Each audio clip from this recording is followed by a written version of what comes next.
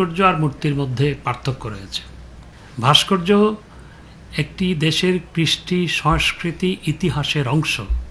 একটি মহল উদ্দেশ্য প্রণোদিতভাবে ভাস্কর্যকে মূর্তির সাথে তুলনা করে সমাজকে বিভ্রান্ত করার অপচেষ্টা চালাচ্ছে।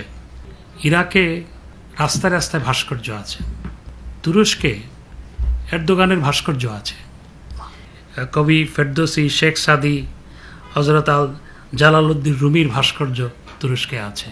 এছাড়া জেদ্দায় পৃথিবীর বিখ্যাত সব ভাস্করদের দিয়ে ভাস্কর্য বানিয়ে তৈরি করা হয়েছে স্কাল্পচার মিউজিয়াম।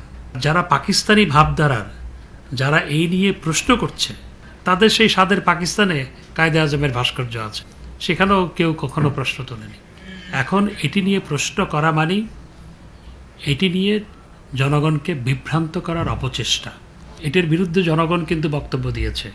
এই জনের উস্কানিমূলক যদি বক্তব্য ক্রমাগতভাবে করতে থাকে, সেই ক্ষেত্রে তো সরকার নিশ্চয়ই বসে থাকবে না।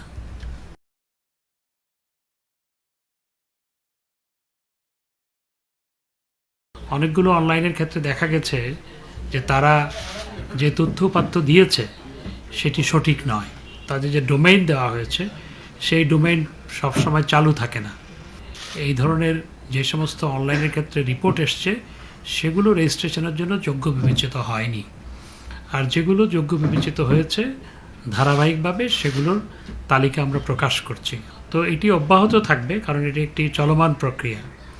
আর যে সমস্ত অনলাইনের ক্ষেত্রে সঠিক তথ্যপাত্য পাওয়া যায়নি সেগুলোর ব্যাপারে আমরা ব্যবস্থা গ্রহণ করব খুব শীঘ্রই।